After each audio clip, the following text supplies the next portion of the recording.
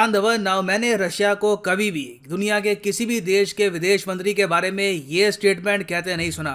Recently Russia के विदेश मंत्री ने ओपनली ये कह दिया कि भारत के जो विदेश मंत्री हैं डॉक्टर एस जयशंकर, ये एक सच्चे देशभक्त हैं। He is a true patriot. यहाँ पर आप देख पाओगे आर्टिकल है, Jaishankar is a real patriot says Russian foreign minister on India standing it's ground on foreign policy.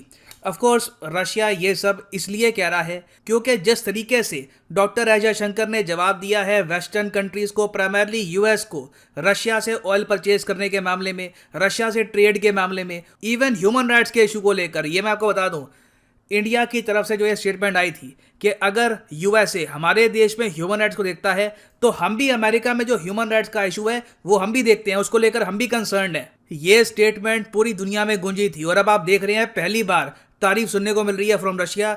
अभी कोई बड़ी बात नहीं है, धीरे धीरे और भी कंट्रीज यहाँ पर इस बात को एक्नॉलेज करे कि इवन दो इंडिया के बहुत अच्छे रिलेशंस हैं विद यूएस, इसका मतलब ये नहीं है कि हम उनसे दुश्मनी मोड़ ले रहे हैं, मगर बहुत अच्छे रिलेशंस होने के बावजूद इंडिया इक्वालिटी चाहता है अपने रिलेशंस में, और इसलिए रशिया की तरफ से ये स्टेटमेंट आई है कि doctor S Jaishankar is a true patriot. उसके अलावा इन्होंने यहाँ पर यह भी ऐड किया कि जिस तरीके से इंडिया ने इस समय भी लगातार रशिया से ऑयल परचेज किया है और इंडिया भी ग्रोसरीज के लिए आइटम्स भेज रहा है रशिया में, राइस एक्सपोर्ट कर रहा है, चाय, वेरियस कमोडिटीज एक्सपोर्ट कर रहा है रशिया को, और साथ ही साथ रशिया के लिए एक नया पेमेंट सिस्टम भी डेवलप कर रहा है जिससे आराम से दोनों कंट्रीज ट्रेड कर पाए। ये दुनिया के ज्यादा कंट्रीज नहीं कर सकते क्योंकि मोस्टली कंट्रीज या तो यूएस के दबाव में आ जाते हैं या तो उनको डर लगा रहता है कि यूरोपियन यूनियन या फिर बाकी कोई और देश यहाँ पर क्या कहेगा। इंडिया जेन्युइनली यहाँ पर न्यूट्रल रहा है। और मैं यहाँ पे आपको ये बता दूं, मैंने एक्चुअली पिछले एक हफ्ते में ये बुक काफ़ी हद तक पढ़ ली है, the India way by India's foreign minister doctor S Jaishankar. मैं एक्चुअली कुछ हफ्ते पहले हिस्ट्री से रिलेटेड बहुत सारी किताबें पढ़ रहा था, मगर बीच में मेरे बहुत सारे स्टूडेंट्स ने मुझे ये किताब दी और एक बार को मेरे पास 6-7 कॉपीज इकट्ठी हो गई थी। मुझे जेन्युइनली लगा कि अब पढ़ लेनी चाहिए ये बुक, एंड मैं ये कहूँगा this book is an eye opener. इस बुक में डॉक्टर एस जयशंकर ने बताया है कि इंडिया किस तरीके से अपनी फॉरेन पॉलिसी को आगे बढ़ाता है। हम लोग यूएस की तरफ या फिर रशिया की तरफ या फिर किसी और पावर की तरफ नहीं देखते।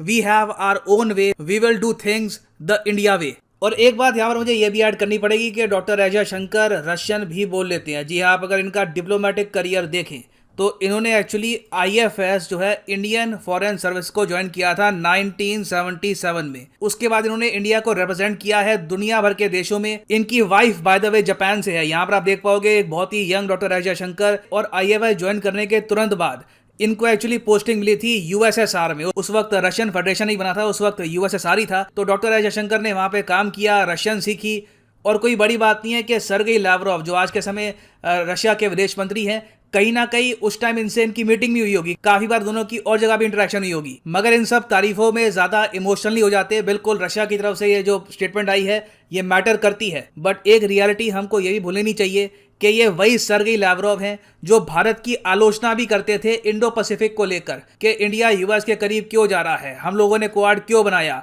इंडो पैसिफिक क्या होता है, एशिया पैसिफिक होता है। आपको याद होगा सर्गेई लावरोव ने ये सारी स्टेटमेंट्स दी थी। और एक टाइम पे आके तो मुझे याद है अच्छे से, सर्गेई लावरोव ने यह भी कह दिया था कि भारत एक प्यादा बन चुका है वेस्टर्न कंट्रीज के हाथ में। ये लिटरली आपको याद होगा। देखिए अगेन, मैं कोई चीज़ भूलता नहीं हूँ, सारे आर्टिकल रिपोर्ट्स रीड करके रिपोर्ट्स तैयार करता हूँ, तो ऑब्वियसली ये बात मैं भूलूंगा नहीं कि सर्गेई लावरोव ने पहले क्या कहा था। और आज के समय जो इनकी नई स्टेटमेंट है ये इतना मैटर क्यों करती है, क्योंकि रशिया ने भी इंडिया के मामले में एक कंप्लीट यू टर्न लिया है यूक्रेन वॉर के बाद। क्योंकि रशिया को भी यहाँ पर एक बात समझ में आई है कि परहैप्स इन्होंने इंडिया के भी एक्शंस को बहुत ही मिस इंटरप्रेट कर लिया था। क्वाड जिस रीजन के लिए बना है, इंडो पैसिफिक जिस रीजन के लिए बना है, रशिया एक्चुअली प्रॉपर्ली समझ नहीं पाया था ये बात। ये बहुत ज़्यादा थ्रेटन फील कर रहे थे, इसलिए इन्होंने काफ़ी बार इंडिया के अगेंस्ट भी स्टेटमेंट दी, इंडिया की आलोचना भी करी है। मगर सिंस आज के समय ये लोग देख रहे हैं कि इंडिया इन रियलिटी ना ज़्यादा यूएस की तरफ झुकेगा ना रशिया की तरफ ज़्यादा झुकेगा। We have our own foreign policy.